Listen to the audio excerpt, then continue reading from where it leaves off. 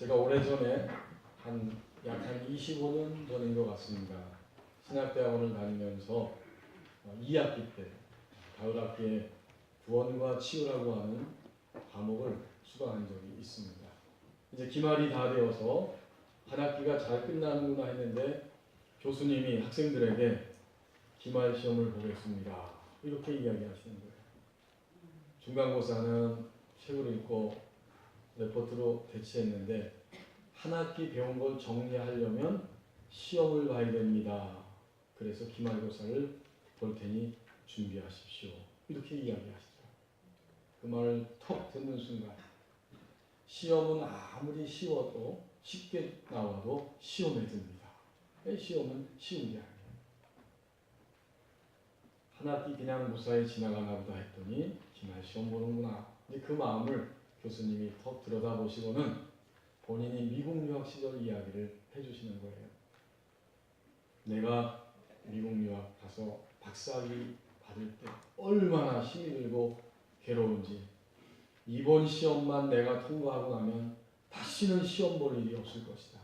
나는 결코 앞으로 내 인생에서 시험을 안 볼 거야. 이렇게 말했다는 거예요, 속으로. 그 말을 들으면서 우리 학생들은 이번 과목은 다 무사히 점수 잘 주겠구나. 이렇게 안도의 숨을 쉬고 있는데 그 다음 교수님 말씀에 또 다시 쓴맛을 느끼게 됩니다. 그런데 기국해서 강의하면서 보니까, 시간 가면서 내가 보니까 시험이 없으면 자기 발전이 없습니다. 그 말 들으면서 달콤했다가 다시 쓴맛을 느꼈어요. 어쩔 수 없이 시험 봐야 되는구나. 그런 적이 있었습니다. 하나님께서 우리에게 주신 오늘 예레미야 35장 1절 말씀을 보십시오. 어두울 때에는 빛을 얻을 수 있는 시간입니다. 오늘 35장 1절에 보면 온통 시대가 어둡습니다. 유다의 요시야 왕의 아들 여호야김 때에, 이게 다 사람 이름이잖아요. 여호야김이라고 하는 왕이 하나님 백성 유다를 다스리고 있었던 때다, 그 말입니다. 북쪽 이스라엘은 이미 멸망을 했고 남쪽 유다도 멸망을 향해 가고 있는데 그때 왕이 여호야김이었어요. 이 사람은 유다가 바벨론으로 포로 생활하러 가기 직전에 3명의 왕들 가운데 하나입니다. 여호와 김씨가 왕이었고, 그 다음에는 여호와 김씨가 왕이었고, 마지막 바벨론의 포로로 잡혀갈 때는 시드기야가 왕이었습니다. 그러니 이 시대는 점점 멸망을 향해 가고 어둠을 향해 치닫고 있는 시간입니다. 하나님이 선지자를 통해서 끊임없이 우상을 숭배하지 말라, 불의와 학대와 폭력을 행하지 말고 정의롭게 살아야 너희가 구원을 받는다, 하나님께 돌이켜야 한다라고 경고의 말씀을 주시지만 여호야김 왕과 그 시대의 백성들은 꿈쩍도 하지 아니하고 결코 방향을 전환하지를 않습니다. 오히려 하나님의 말씀을 점점 어기고 반대 방향으로 가고 있습니다. 심지어 여호야김 왕에게 하나님이 예레미야 선지자를 통해서 두루마리를 기록하게 하시고 거기에 하나님의 경고의 말씀을 담아서 전달하게 하셨습니다. 이제 여러 과정을 거치면서 여호야김 왕에게도 하나님의 경고의 메시지 두루마리가 전달이 되었는데 이 두루마리를 어떻게 했는가? 여러분 36장 한번 넘겨서 보시겠습니다. 36장 20절 말씀 넘겨서 보십시오.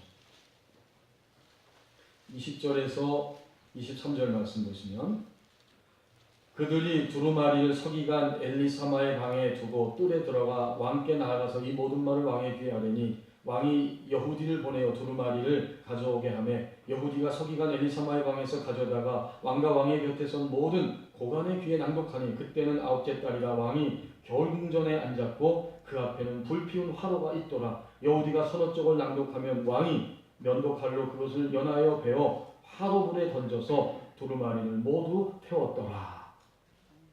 따뜻한 화로불 곁에 앉아서 그 겨울에 자기 궁전 좋은 곳에 앉아서 하나님이 경고의 메시지를 두루마리를 통해 듣게 하셨는데도 그 말을 딱 읽으면 바로 여호야김이 칼로 쫙 베어가지고 화롯불에 태워버립니다.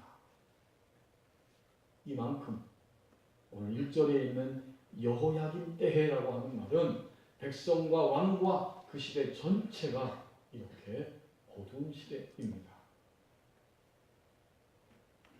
하나님의 말씀을 정면으로 던져버리고 무시해버리는 이런 시대, 바로 이 시대가 어둠의 시대의 모습이었습니다.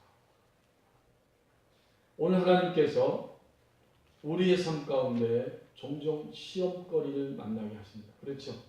시험은 연단하고 테스트에서 우리에게 시련을 주신다는 의미도 있고, 반면에 내가 유혹을 당하기 때문에 시험 드는 그런 유혹의 의미도 있지만, 어떤 시험이든지 내가 시험 속에 있을 때에는 어두움입니다.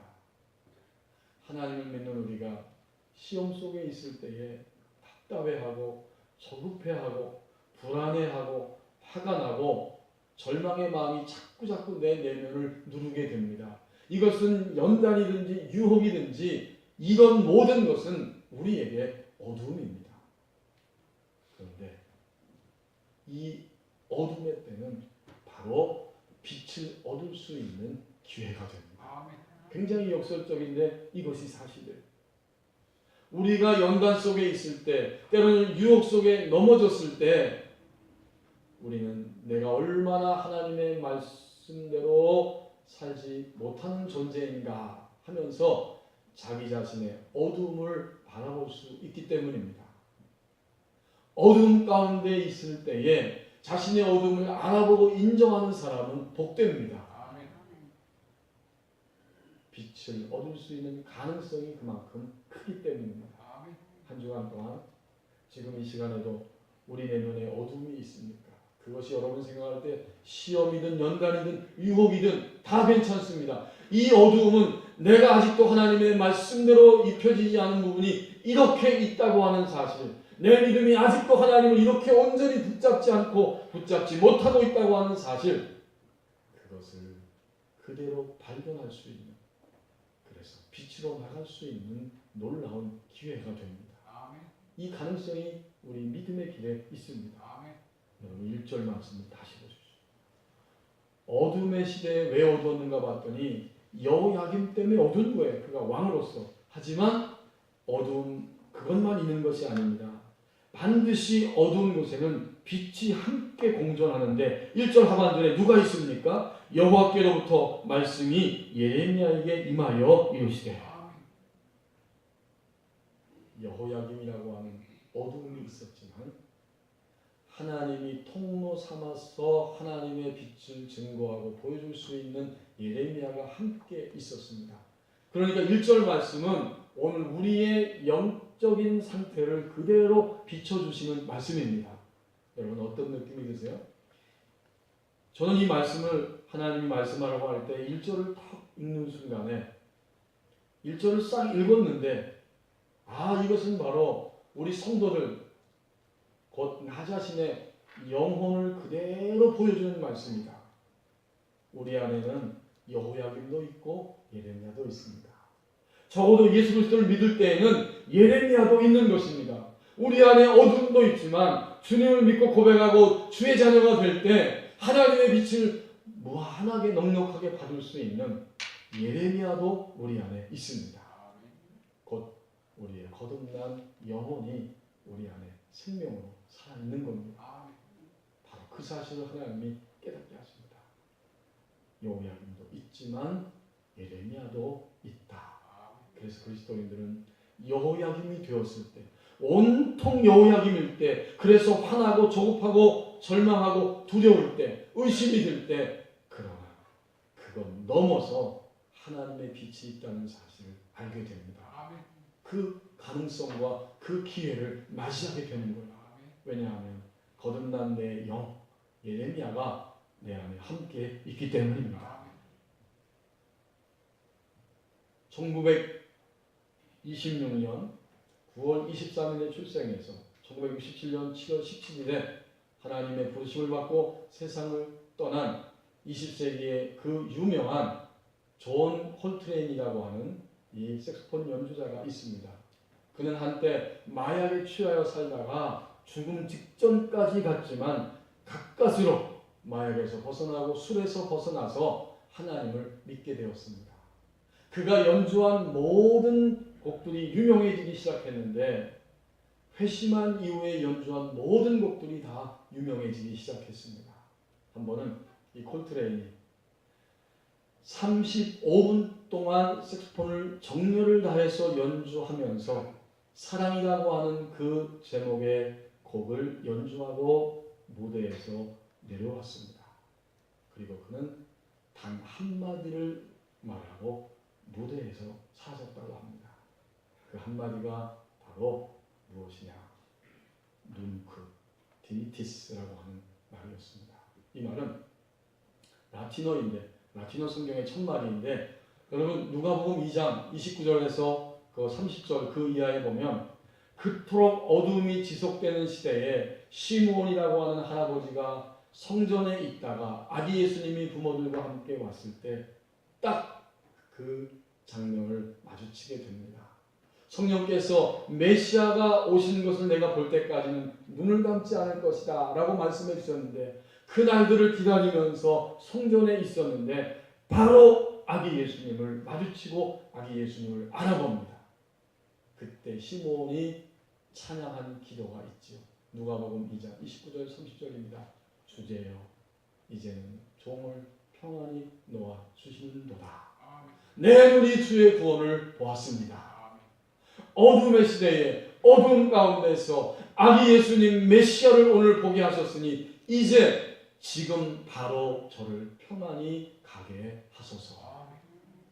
눈크 디미티스라고 하는 그 라틴어 성경의 첫 두 단어가 바로 그 시므온 할아버지의 기도의 내용입니다.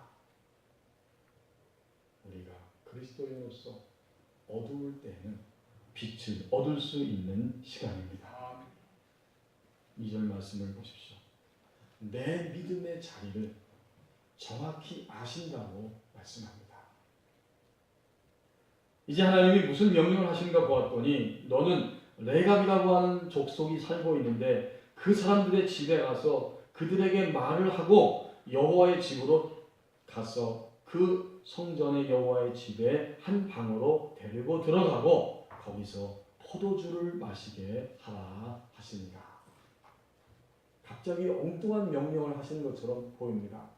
레갑 사람들이라고 하는 사람들이 있단다. 그 집에 가서 사람들을 데려다가 내 성전 방 안으로 들어가고 거기서 포도주 잔을 준비하고 포도주를 준비해서 그걸 마시라고 명령을 해라.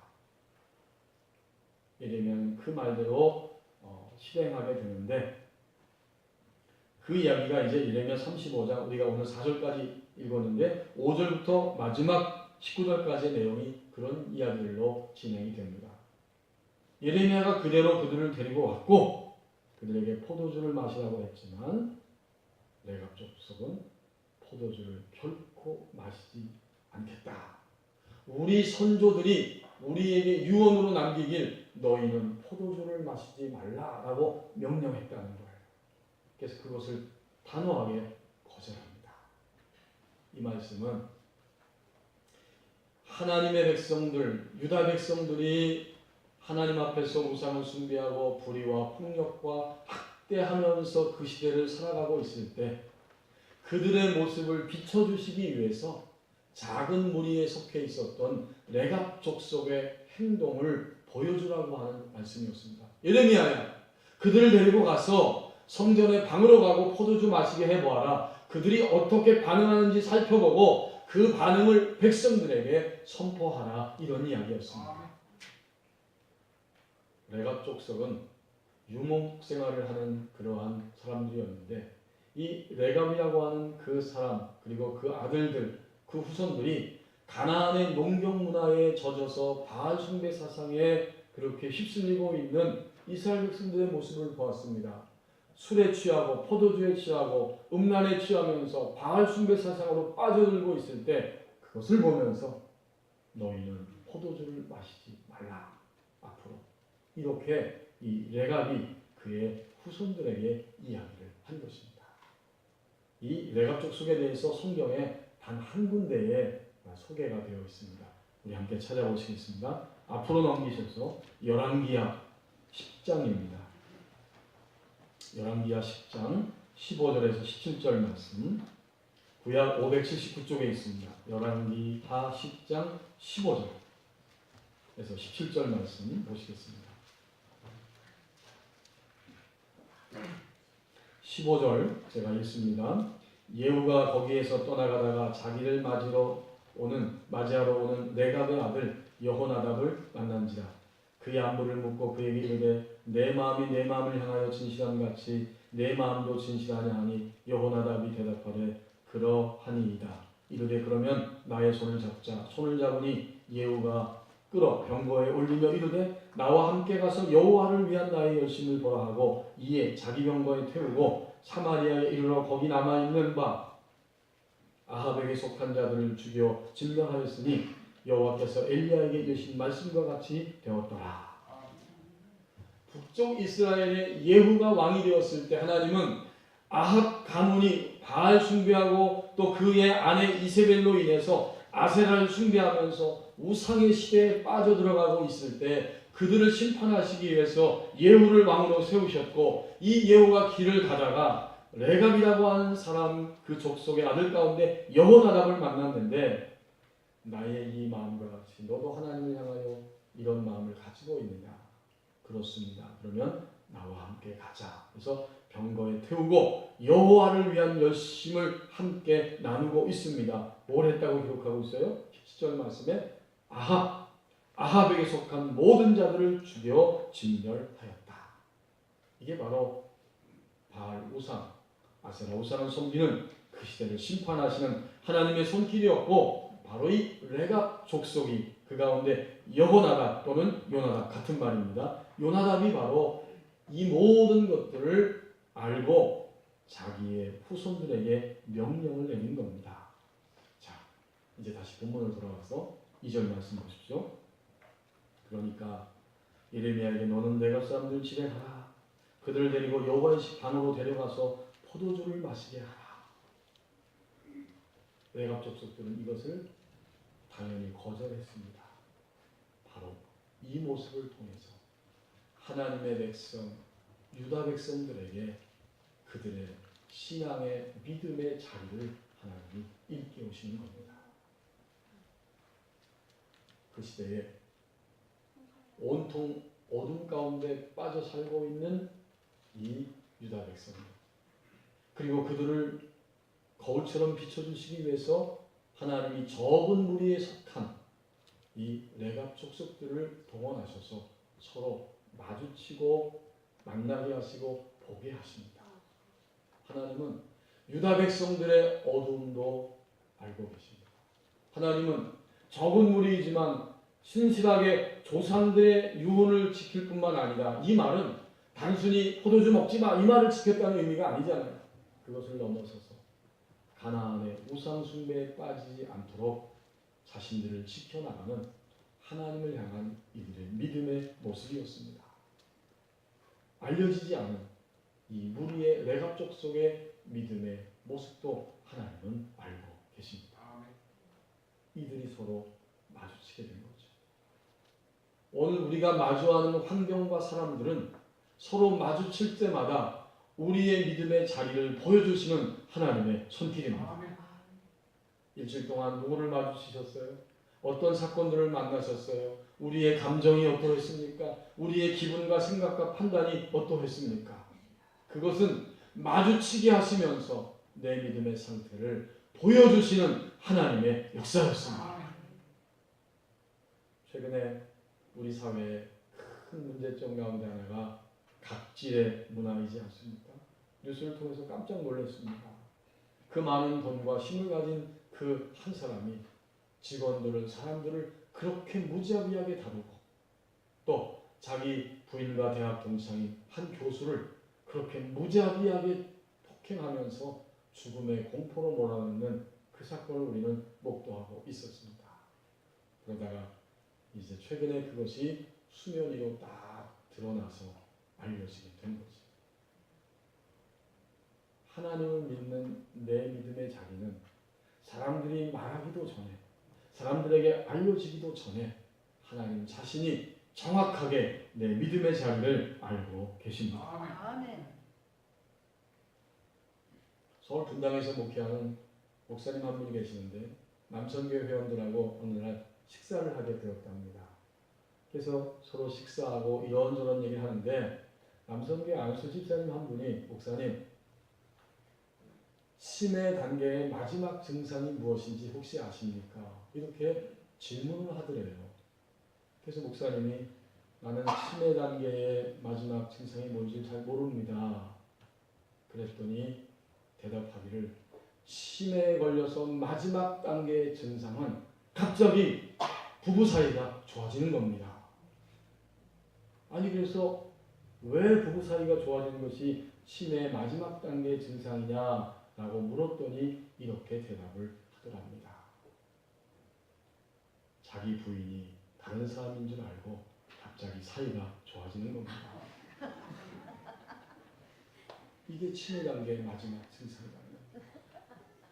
저는 그 이야기를 읽으면서 우리 그리스도인들이 정말로 생명의 본질에서 벗어나서 영적 치매 현상에 걸릴 수 있다는 사실을 생각해 보았습니다.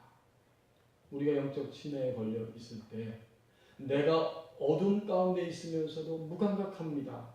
그걸 전혀 모릅니다. 안타까운 거예요. 지금 내가 어둡기 때문에 이렇게 힘들고 이렇게 절망하고 이렇게 분노하고 있음에도 불구하고 그것이 신앙 안에 들어와 있는 나의 어둠이라고 하는 사실을 잘 모릅니다. 또 치매 현상에 영적 치매 현상에 걸리면 사람들이 나를 알아주지 않기 때문에 섭섭하고 시험에 들고 서운하다고 하는 마음으로 자꾸 내 안에 그것이 스며들기 시작합니다. 그리고 영적 치매 현상에 걸리면 다른 사람들이 나를 알아준다고 생각할 때 그때 기분이 좋아서 우쭐한 마음을 가지게 됩니다. 이런 모습들이 바로 생명의 본질에서 벗어나서 영적 치매에 걸린 바로 우리들의 모습 가운데 하나입니다. 하나님은 내 믿음의 자리를 정확히 아신다고 말씀합니다. 이제 마지막 부분 3절, 4절 말씀 보십시오. 따라가는 사람들이 새로운 믿음의 확장을 가져온다고 말씀합니다. 따라가면 가져올 수 있는 거예요. 따라가는 사람들만이 새로운 믿음의 크기, 넓이, 깊이 그 확장을 가져올 수 있습니다. 3절에 보면 예레미야가 따라가지 않습니까? 하나님이 그렇게 하라고 2절에서 명령했을 때 3절에 보면 이에 내가 하고 움직여 말씀을 따라갑니다. 내가 드디어 하바시나의 손자여 예레미야의 아들인 야사냐와 그의 형제와 그의 모든 아들들과 모든 레갑 사람들을 데리고 갔다고 말합니다. 그리고 4절에 여호와의 집에 이르러 그 성전 안에 있는 하나님의 아들들의 방에 들였습니다.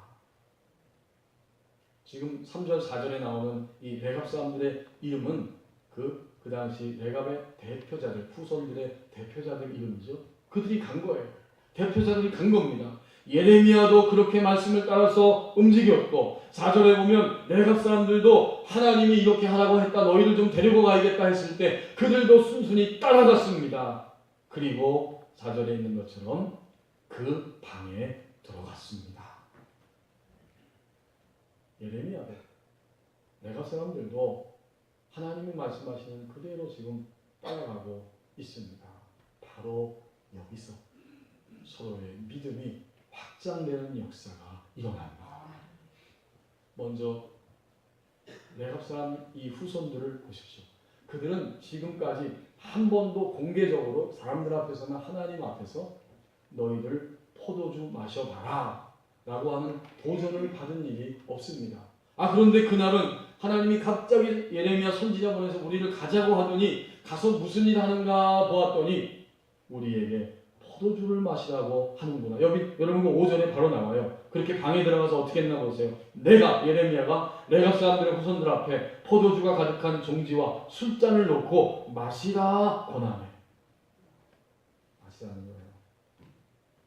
아마도 요즘 21세기에 좋아하는 분위기상으로 볼 때는 마실 가능성이 있는 자리입니다. 성전 안으로 거룩하신 하나님의 임재가 있는 곳으로 끌려 들어갔고 하나님의 명령이라고 말씀합니다. 어이쿠 이거 내가 마셔야 되나 보다 우리가. 그리고 아무도 볼 수 없어요. 방에 은밀한 곳에 있기 때문에 그냥 포도주 마셔도 전혀 관계 없을 것 같습니다.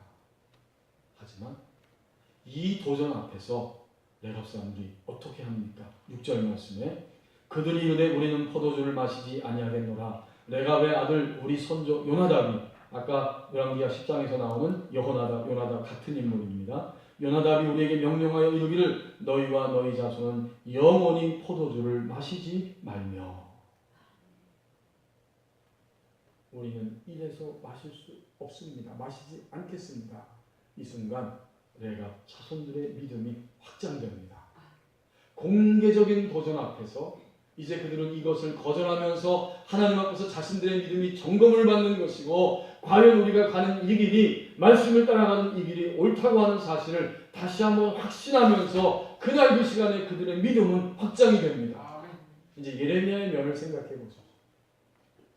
예레미야는 여호야김 왕의 시대에 가장 암울하고 어두운 그 시기를 살아가면서 거짓 선지자들도 있고 백성들도 있고 왕들도 있고 그들로 인해서 핍박을 받고 체포를 당하고 갇히기도 하는 그런 시대 속에 살면서 나 혼자 이 외로운 싸움을 싸우고 있는 줄 알았는데 전혀 예상하지 못한 소수의 무리인 알려지지 않은 하나님이 말씀하지 않으면 알지도 못할 레갑 족속이 있었고 이들이 오래전부터 지금까지 이 어둠의 시기에도 이런 말씀을 지키고 있구나.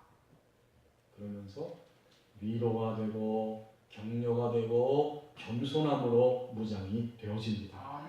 그럼 이 순간은 예레미야도 믿음의 확장이 일어나는 것입니다. 말씀대로 따라가면 우리의 삶 가운데 믿음의 확장이 일어납니다. 내려놓음, 그 다음엔 더 내려놓음이라는 책을 쓴 이용규 선교사님이 신혼 초기에 가끔씩 자기 마음 가운데 갈등이 있었는데 이 사람이 정말 내가 평생을 함께 계속해서 살아가야 할 나의 영원한 동반자인가 아내에 대해서 갈등을 느꼈다고 합니다. 그분의 고백이죠. 그렇게 갈등하다 보니까 이제 교회에서 자매들을 볼 때 자매들이 눈에 아주 예쁘게 보이는 거예요. 지나가는 자매를 보아도 예쁘게 보이는 겁니다. 아, 이래서는 안 되겠다. 그래서 결심을 하고 하나님 앞에 결단의 기도를 이렇게 외치며 드렸습니다. 하나님, 나의 아내가 이 사람이 내게 짝지어 주신 영원한 나의 동반자입니다. 라고 선포하고 기도를 드렸습니다. 그런데 정말 그 이후에 신기하게도 아무리 아름답고 예쁜 여성들이 주변을 드나들고 왔다 갔다 해도 조금도 마음에 요동함이 없었다고 말합니다. 무슨 이야기일까요? 우리가 결혼할 때 우리 그리스도인들은 적어도 하나님의 말씀 앞에서 서약하고 결혼했습니다. 이 땅을 살면서 갈등도 있고 고통도 있고 유혹도 있지만 말씀 앞에서 언약하고 하나님 앞에서 우리가 함께 결혼을 출발했기 때문에 말씀을 따라가면 남편과 아내가 가정이 믿음의 확장의 역사가 일어납니다. 오늘 우리는 누구입니까? 그리스도인입니다. 오늘 제목처럼 길 위에 서 있는 그리스도인. 그리스도인은 그리스도의 것, 그리스도의 소유된 백성이라고 하는 의미입니다. 우리는 우리는 어떤 길을 걸어가고 있습니까? 그리스도인들은 믿음의 길을 걸어갑니다. 그 믿음의 길 위에 오늘 우리가 있습니다. 어두울 때는 빛을 얻을 수 있는 시간입니다. 하나님이 내 믿음의 자리를 정확히 아신다고 말씀합니다. 따라가면 새로운 믿음의 확장이 일어나고 새로운 믿음의 확장을 가져온다고 말씀합니다. 기도하시겠습니다. 이제 우리 함께 찬송가 183장 부르시고 합심해서 기도하겠습니다.